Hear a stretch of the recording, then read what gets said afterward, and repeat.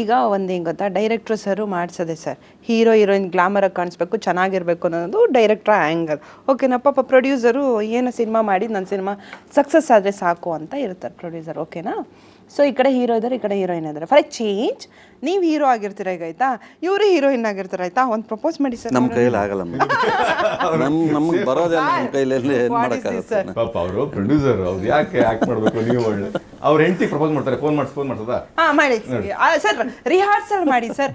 ಈ ಫೆಬ್ರವರಿ 14 ನಿಮ್ಮ cinema release ಆಗ್ತಾ ಇದೆ, ಅವತ್ತಿನ ದಿನ ಏನು ವ್ಯಾಲೆಂಟೈನ್ಸ್ ಡೇ. ನಮ್ಮ ಮಿಸ್ಸಸ್ನ ಕರ್ಕೊಬರ್ತೀನಿ, ಸಿನಿಮಾ ತೋರಿಸಿ, ಸಿನಿಮಾ ಮುಗಿದ್ಮೇಲೆ ಪ್ರಪೋಸ್ ಮಾಡಿಸ್ತೀನಿ. ಅದಕ್ಕೆ ಈ ಸಿನಿಮಾದಲ್ಲೂ ಮದುವೆಗೆ ಮೊದಲು ಪ್ರಪೋಸ್ ಮಾಡಿರಲ್ಲ, ಮದುವೆ ಆದ್ಮೇಲೆ ಪ್ರಪೋಸ್ ಮಾಡೋದು. ಹಂಗಾಗಿ ನಾನು ಮದುವೆ ಆದ್ಮೇಲೆ ಪ್ರಪೋಸ್ ಮಾಡ್ತೀನಿ.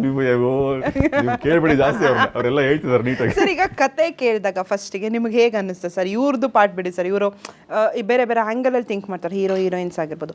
ಆ್ಯಸ್ ಅ ಪ್ರೊಡ್ಯೂಸರ್ ಆಗಿ ಈ ಕತೆ ಕೇಳಿ ನಿಮ್ಗೆ ಹೇಗೆ ಅನ್ನಿಸ್ತು? ಮೇಡಮ್, ಕತೆ ಕೇಳಿದ ತಕ್ಷಣ ವಸ್ತು ಅನಿಸ್ತು ನನಗೆ.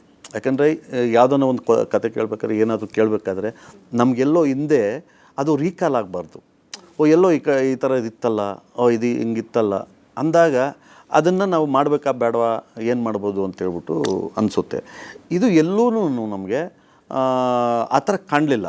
ತುಂಬ ಹೊಸ್ದಾಗಿದೆ ಇದು ಅಂತೇಳ್ಬಿಟ್ಟು. ಅದು 2 ಲವ್ ಸ್ಟೋರಿ, ಜರ್ನಿ, ಇದೆಲ್ಲ ತುಂಬ ಜನಗಳಿಗೆ ಮಜಾ ಕೊಡುತ್ತೆ, ಎಲ್ಲೂ ಬೇಜಾರಾಗಲ್ಲ ಅಂಥೇಳಿ ನನಗೆ ಅನಿಸ್ತು. ಹಂಗಾಗಿ ಮಾಡಬೇಕು ಅಂತೇಳಿ ತೀರ್ಮಾನ ಮಾಡಿದೆ.